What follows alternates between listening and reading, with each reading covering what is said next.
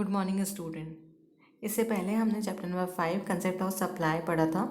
आज हम chapter number 7 concept of production या उत्पादन की अवधारणा पढ़ेंगे। पिछले चैप्टर में हमने पढ़ा था कि पूर्ति क्या होती है, उसके डिफरेंट कंसेप्ट क्या हैं, क्या डिटर्मिनेंट्स हैं जिसको प्रभावित करते हैं, और मांग और पूर्ति में तुलना की थी, जिससे कि हमें उसका कंसेप्ट, उसकी अवधारणा अच्छे से समझ आ जाए। आज हम चैप्टर नंबर 17 उत्पादन की अवधारणा पढ़ेंगे। उत्पादन क्या होता है? अगर आपसे एक सरल भाषा में पूछा जाए कि उत्पादन क्या होता है, तो सीधी बात है, कच्चे माल को पक्के माल में परिवर्तित करना ही उत्पादन कहलाता है। लेकिन जब हम इनको परिवर्तित करते हैं, उस कच्चे माल को पक्के माल में उत्पादित करते हैं, कोई नई वस्तु बनाते हैं, तो उनको कौन बनाता है, कैसे बनेगी वो वस्तु? तो उसके लिए उत्पादन के कई साधन होते हैं। मुख्यतः रूप से हम 4 साधनों को लेते हैं। वैसे बाकी साधन भी इम्पोर्टेंट है, लेकिन हम 4 को बेस साधन मानते हैं, उनका आधार मानते हैं उत्पादन का। वो साधन कौन कौन से हैं? देखिए, पहला है भूमि, लैंड। दूसरा है श्रमिक या मजदूर, लेबर। तीसरा है पूंजी, कैपिटल, जिसमें पैसा भी आएगा और मशीनें भी आएंगी। और चौथा है उद्यमी, एंटरप्रेन्योर। उद्यमी कौन होता है? जो उत्पादन करता है। तो उत्पादन के 4 साधन होते हैं: भूमि, श्रमिक, पूंजी और उद्यमी। वैसे और भी साधन होते हैं, जैसे तकनीक, प्रबंधन, बहुत सारे साधन हैं, लेकिन हम मेनली इन 4 साधनों को लेते हैं। अब इनके बारे में, इनकी विशेषताओं को जान लेते हैं। सबसे पहले भूमि क्या है? भूमि को अगर अपन मांग करें भूमि की, तो भूमि की पूर्ति हो सकती है क्या? उसकी सप्लाई बढ़ सकती है? नहीं बढ़ सकती। भूमि की कितनी भी कीमतें बढ़ जाएं, घट जाएं, लेकिन उसकी पूर्ति कभी भी नहीं बढ़ सकती, क्योंकि जितनी ज़मीन है उतनी ही रहेगी। दूसरा होता है श्रमिक या लेबर 2 प्रकार के होते हैं। एक होता है जो शारीरिक काम करता है, दूसरा होता है जो मानसिक काम करता है। शारीरिक कौन? जो मजदूर होते हैं, पत्थर उठाते हैं, शरीर का प्रयोग करके काम करते हैं। और मानसिक काम कौन करते हैं? जैसे जो कंप्यूटर्स पे काम करते हैं, वो सब मानसिक मजदूर कहलाते हैं, जो अपने दिमाग का यूज़ करके कार्य करते हैं। तीसरा पूंजी 2 तरीके की होती है। एक होती है नकद वित्त, मतलब कैपिटल, और एक होती है मशीनें। पूंजी मतलब पैसा होगा तभी हम बिजनेस शुरू कर पाएंगे, उत्पादन कर पाएंगे, और मशीनें होंगी तभी हम वस्तु उत्पादित कर पाएंगे। चौथा है हमारा उद्यमी या फिर एंटरप्रेन्योर कौन होता है? जो रिस्क उठाता है। अगर ये काम नहीं करे तो उत्पादन हो ही नहीं सकता। ये रिस्क उठाता है, एक जोखिम उठाता है। इसको नहीं पता आगे क्या होने वाला है, आगे फायदा भी हो सकता है, आगे नुकसान भी हो सकता है, लेकिन ये रिस्क उठाता है, एक जोखिम उठाता है और उत्पादन करता है। अगर उत्पादन सफल हो जाता है तो इसे फायदा होगा, और अगर वो विफल हो जाता है या फिर फेल हो जाता है तो इसे नुकसान हो सकता है। तो ये इंपॉर्टेंट होता है इन 4 साधनों में। और भी चीज़ें होती हैं, जैसे तकनीक होता है, प्रबंधन होता है।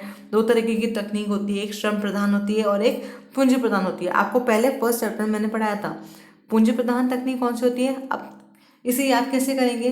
पूंजी प्रधान मतलब जिसमें पूंजी की प्रधानता हो, किसकी तुलना में? श्रमिक की तुलना में, मतलब मशीनों का ज़्यादा प्रयोग हो श्रमिक की तुलना में। दूसरी कौन सी थी? श्रम प्रधान, मतलब जिसमें श्रम प्रधान हो पूंजी की तुलना में, मतलब मजदूर ज़्यादा हो।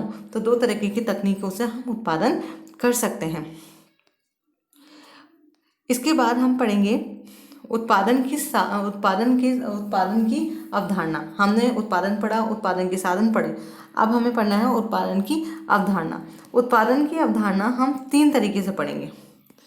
पहली है टीपी, कुल उत्पादन, टोटल प्रोडक्ट। दूसरा है एपी, औसत उत्पादन, एवरेज प्रोडक्ट। और तीसरा है एमपी, सीमांत उत्पादन, मार्जिनल प्रोडक्ट। अब ये क्या होते हैं, पहले हम इन्हें समझ लेते हैं। देखिए, आपने जितना बनाया, कोई वस्तु बनाई, हमने कहा मैंने 10 वस्तु बनाई, तो आपका कुल उत्पादन कितना हुआ? 10। फिर हमने कहा कि भाई औसत निकाल लेते हैं कि हमने कितने औसतन 5 दिन में कितनी वस्तु बनाई होगी। तो कुल कितनी बनाई थी? 10। अगर मैं 5 दिन के हिसाब से निकालूं, या 5 लोगों ने कितना बनाया, तो 10 को 5 से क्या कर दूंगी? भाग कर दूंगी। तो एक जने ने कितना वस्तु उत्पादित करी? 2। और मैं कहूँ कि अगले दिन 10 की जगह 12 बनी, तो पहले कितनी बनी थी? 10, और नेक्स्ट से कितनी बढ़ी? 12, मतलब कितनी बढ़ाई, 2। अब इसको हम ऐसे समझते हैं, देखिए पहले हम देख लेते हैं कि इसमें 3 अवधारणाओं की बात करिए, कुल उत्पादन, औसत उत्पादन और सीमांत उत्पादन। अब इसे समझने के लिए मैंने आपको क्या कहा कि हमने एक वस्तु उत्पादित करी, कितनी वस्तुएं करी, 10।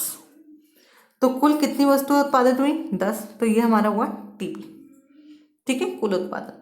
फिर मैंने कहा कि भाई कितनी उत्पादित करी, तो मजदूरों से तो करवाई, तो एक मजदूर ने कितनी करी, तो अगर मैंने 5 मजदूर लगाए तो एक कितने उत्पादन हुआ, 10 का, तो एक मजदूर ने कितनी करी होगी, 2। तो एक मजदूर ने कितना उत्पादन किया, 2, तो इसे हम क्या कहेंगे, औसत उत्पादन। फिर आज 10 बनाई, कल 15 बनाई, तो आज 10 बनाई थी, कल 15 बनाई, तो आज और कल में कितना उत्पादन ज़्यादा किया, 5, तो वो हो गया हमारा सीमांत उत्पादन MP, ठीक है। तो आप ये समझ सकते हैं कि हमने कोई वस्तु बनाई तो वो बनाई 10 बनाई, फिर 5 मजदूर लगाए या 2 मजदूर लगाए, ठीक है, 2 मजदूर लगाए। अब मैं कहूँ कि ना एक मजदूर ने कितनी बनाई होगी, तो मैंने क्या करा, इसका औसत निकाल लिया कि एक मजदूर ने 5 बनाए होंगे। अगर एक मजदूर ने 5 बनाई तो 2 ने 10 बनाई। फिर आज उन्होंने 10 बनाई, कल उन्होंने 15 बनाई, परसों 25 बनाई, तो आज उन्होंने 10 से 15 बनाई तो मतलब 5 बढ़ा दी, कल 15 से 25 कर देंगे तो 10 बढ़ा देंगे। तो ऐसे ही वो हमारा क्या निकलेगा, सीमांत उत्पादन निकल जाएगा। हम इसे समझने के लिए एक सारणी का उपयोग करते हैं, या हम पहले इसकी अवधारणा को समझ लें। देखिए कुल उत्पादन, कुल उत्पादन क्या होता है कि आपने जितना भी उत्पादन किया वो सब कुल उत्पादन में आएगा। तो हमने कितनी वस्तु बनाई थी, 10, तो इसका मतलब हमारा उत्पादन कितना आया, 10 आया। तो टीपी, इसका फॉर्मूला क्या होगा, इसका फॉर्मूला होगा TP equals to sigma MP। Sigma MP मतलब मैंने कितना उत्पादन किया, 10 का उत्पादन किया, 12 का उत्पादन किया। जैसे पहले मैंने 10 का किया, फिर मैंने 12 का किया, फिर मैंने 14 का किया। तो मुझसे कोई पूछे मैंने कितना उत्पादन किया, ये 1 बार किया, ये 2 बार किया, ये 3 बार किया, तो 3 दिन में मैंने कुल कितना उत्पादन किया, तो इसको जोड़ देंगे, 6, 36, तो मेरा कुल उत्पादन कितना हुआ, 36 का उत्पादन हुआ, ठीक है। फिर नेक्स्ट आया अपना औसत उत्पादन। औसत उत्पादन का क्या मतलब होता है कि मजदूर के द्वारा कुल उत्पादन में कितना योगदान दिया गया, मतलब एक मजदूर ने उत्पादन कितना किया। जैसे मैंने आपको बताया था कि 10 किया, ठीक है। अब 10 का उत्पादन किया और 2 मजदूर थे, तो अगर 10 का उत्पादन किया हमने, देखिए अगर वस्तु कितनी थी, कुल प्रोडक्ट 10 थी, ठीक है, और मजदूर कितने हैं, 2, तो अब मुझे निकालना है कि औसत उत्पादन कितना किया। तो औसत उत्पादन कितना हुआ, AP equals to TP divided by L, मतलब कुल उत्पादन में श्रम का भाग दे देंगे। तो श्रमिक का भाग दे दिया, तो मतलब कितना कुल उत्पादन हुआ था, 10, श्रमिक कितने हैं, 2, तो एक ने कितने बनाए, 5 बनाए। इसे कहते हैं हम कुल उत्पादन। अब हम बारी आई सीमांत उत्पादन। तो सीमांत उत्पादन क्या होता है, ये है आपका कुल उत्पादन का formula, AP equals to TP by L। सीमांत उत्पादन क्या हुआ कि मैंने कुल उत्पादन कितना किया, उससे आगे कितनी बढ़ोतरी हुई, मतलब एक इकाई मैंने, अगर मजदूर है और उस मजदूर ने कितनी इकाइयाँ बनाई, परिवर्तनशील साधन की मात्रा ने एक इकाई को, अतिरिक्त इकाई का जो उत्पादन किया वो किस में आएगा, सीमांत उत्पादन में आएगा। तो इसका फॉर्मूला क्या है, MP equals to TPN minus TPN minus 1, या फिर del TP by del L। अब हम इसको एक टेबल से समझ लेते हैं तो आपको इजीली समझ में आएगा। देखिए हमने कहा भूमि है, भूमि हमारा स्थिर साधन है। अल्पकाल में हम हमारे उत्पादन में 2 काल होते हैं, एक होता है अल्पकाल, दूसरा होता है दीर्घकाल। अल्पकाल क्या होता है, अल्प मतलब छोटा, कम समय, ठीक है। तो कम समय में हम सिर्फ क्या बदल सकते हैं, भूमि बदल सकते हैं, नहीं। पूंजी बदल सकते हैं, एकदम से पैसा चाहिए बहुत सारा, आ सकता है। नई मशीन चाहिए, आ सकती है, नहीं आ सकती। उद्यमी अपने प्लान्स चेंज कर सकता है, नहीं कर सकता। तो हम सिर्फ क्या बदल सकते हैं, श्रमिक बदल सकते हैं। तो अल्पकाल वह काल होता है जिसमें एक साधन परिवर्तनशील, बाकी सभी साधन क्या रहते हैं, उत्पादन के स्थिर रहते हैं। दूसरा काल होता है दीर्घकाल। दीर्घ मतलब बड़ा, लंबा। इसमें क्या होता है, इसमें हम कुछ भी बदल सकते हैं, भूमि भी बढ़ा सकते हैं, पूंजी भी ला सकते हैं, नई मशीनें भी ला सकते हैं। उद्यमी अपनी एक एक दुकान चला रखी है, उसमें दूसरी भी लगा सकता है, तीसरी भी लगा सकता है, तो हम उसको बढ़ा सकते हैं कभी भी। तो इसमें हम ये मान के चलते हैं, हम व्यष्टि पढ़ रहे हैं तो इसमें हम मान के चलते हैं कि हम अल्पकाल में हैं, और इसमें हम दोनों कालों को पढ़ेंगे, लेकिन पहले हम समझ लेते हैं कि हम अभी क्या मान रहे हैं। इसमें हम अल्पकाल में, जैसे भूमि को हमने स्थिर मान रखा है। भूमि कितनी हेक्टेयर है? 5 हेक्टेयर है। ठीक है, अब हमने क्या बढ़ाई? सिर्फ देखो, अब हमने बढ़ाई है श्रमिकों की संख्या। देखिए, इसमें भूमि जो है वो स्थिर है 5, हमने क्या बढ़ाई? श्रमिकों की संख्या 0 से कितनी हो गई? बढ़कर 7 हो गई। कुल उत्पादन क्या हुआ? जैसे जैसे श्रमिक बढ़ा रहे हैं वैसे पहले 6 हो गया, फिर 12 हो गया, फिर 21 हो गया, फिर 28 हो गया, फिर 30, और 30 2 बार हो गए। क्यों? क्योंकि यहाँ पर आपका उत्पादन स्थिर हो गया और फिर नीचे गिरने लग गया। औसत उत्पादन कितना हुआ? ये बढ़ रहा है, बढ़ते बढ़ते आगे पहुंचा और फिर गिरने लग गया। और सीमांत उत्पादन देखो कैसे निकाला हमने, 12 में से 5 गए। देखिए कुल उत्पादन में सीमांत उत्पादन कैसे निकाला अपन ने, 12 में से 5 गए, 7 बचे। देखिए अब मैं आपको दिखाती हूँ कैसे। पहले हम इसे समझ लेते हैं, फिर हम निकालना भी सीख लेंगे, इसलिए घबराने वाली कोई बात नहीं है। देखिए आपका कुल उत्पादन टीपी जो है वो पहले बढ़ रहा है, फिर वो स्थिर हो गया और फिर वो गिरने लग गया। एपी जो है वो आपने औसत निकाला, ठीक है। और सीमांत उत्पादन क्या हुआ कि कुल उत्पादन में कितना फर्क आया, मतलब आपने कुल उत्पादन में कितनी एक अतिरिक्त इकाई कितनी बनाई। जैसे मैंने आपको बताया था कि आज मैंने 10 बनाई, कल मैंने 15 बना ली, तो कितनी इकाई बनी ज़्यादा? 5। फिर अगले दिन मैंने 17 बनाई, कितनी बनी ज़्यादा? 2। फिर मैंने 18 बनाई, कितनी ज़्यादा बनी? 1। देखिए पहले मैंने कितनी बनाई, मेरा मन किया, और मैंने पहले दिन इकाई बनाई 10। फिर दूसरे दिन मैंने कितनी बनाई? 15। फिर मैं तीसरे दिन कितनी बनाई? 17। फिर मैंने चौथे दिन कितनी बनाई? 16। और फिर उसके बाद मैंने कितनी बनाई? 10। ठीक है, तो ये मेरी कुल इकाई है। अब मैंने पहले दिन 10 बनाई थी, दूसरे दिन 15 बनाई, मतलब 5 ज़्यादा बने। फिर 17 बनाई तो 2 ज़्यादा बना दी। फिर 17 की जगह फिर कितनी बनाई? 16, तो 1 ज़्यादा बनाई। और फिर 16 से 10 बनाई, मतलब -6। अब मैं बना ही नहीं रही, तो ये हमारी हो गई सीमांत इकाइयाँ। तो आपको फॉर्मूला आ गया होगा। अब हम डायग्राम से इसे समझते हैं। देखिए हमने पढ़ा था कुल उत्पादन, अब आप इस सारणी इस टेबल में देखिए कुल उत्पादन। देखो पहले 0 है, 5 है, 12 है, 21 है, 28 है, 30 है, 30 है और 28 है। तो पहले ये बढ़ रहा है, ठीक है, 12 से 21 हो गया, 21 से 28 हो गया, फिर 28 से सिर्फ कितना रह गया? 30 रह गया, वापस 30 रह गया, और फिर ये गिरने लग गया।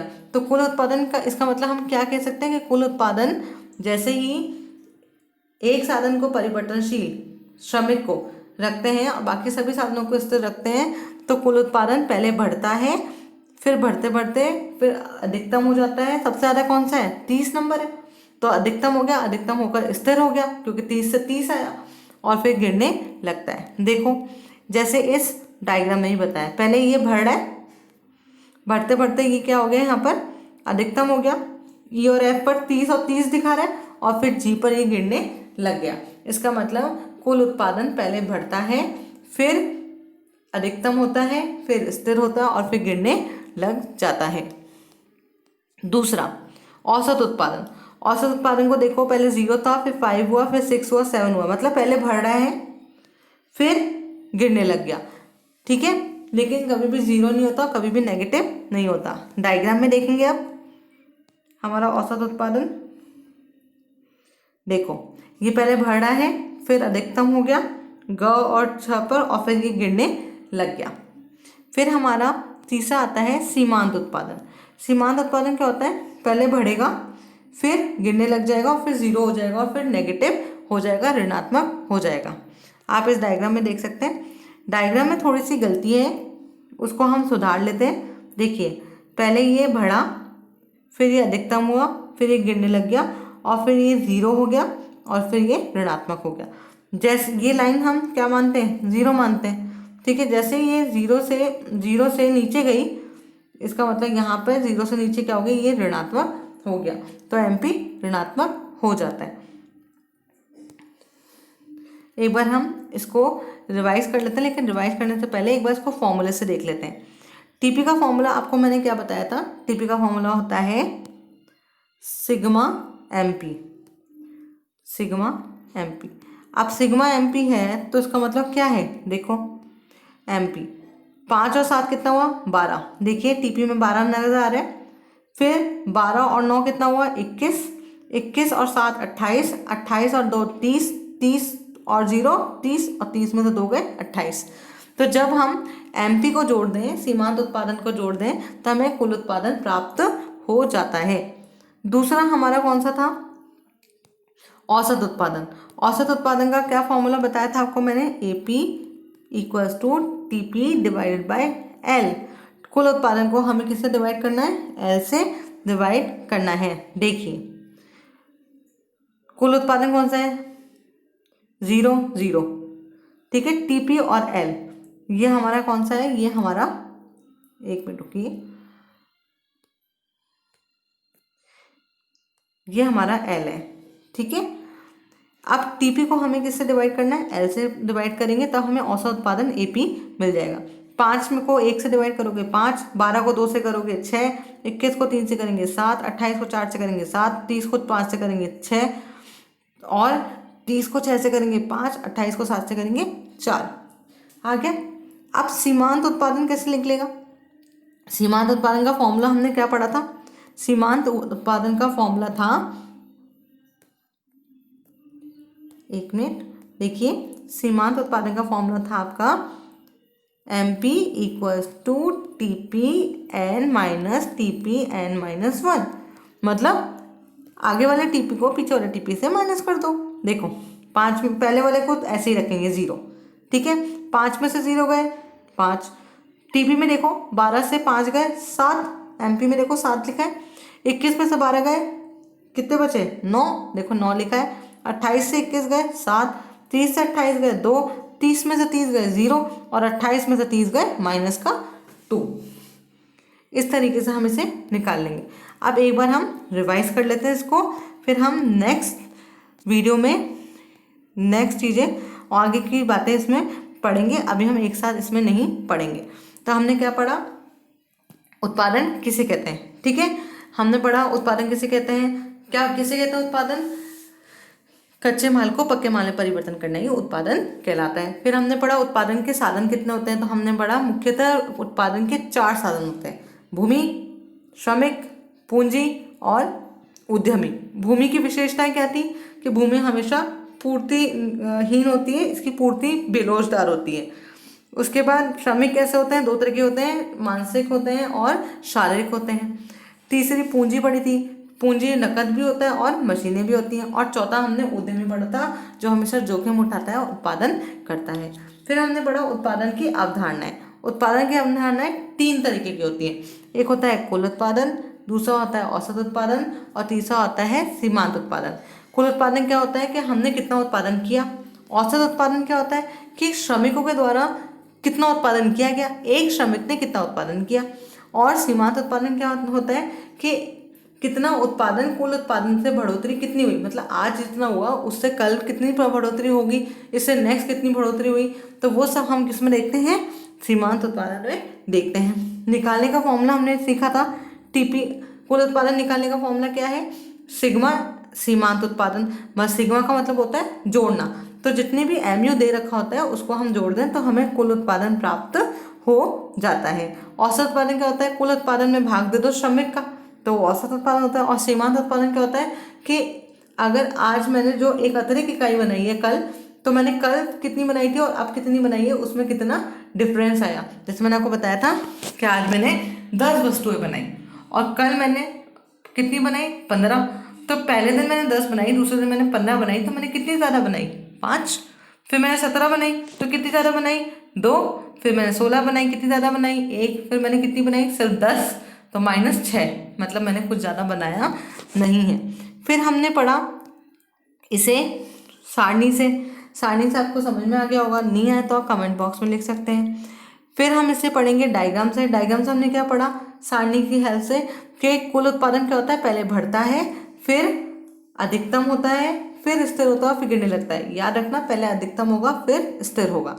दूसरा हमने पढ़ा था सीमांत उत्पादन, औसत उत्पादन पहले बढ़ेगा, फिर अधिकतम होगा और फिर गिरने लग जाएगा, लेकिन कभी भी जीरो नहीं होगा, कभी भी ऋणात्मक नेगेटिव नहीं होगा।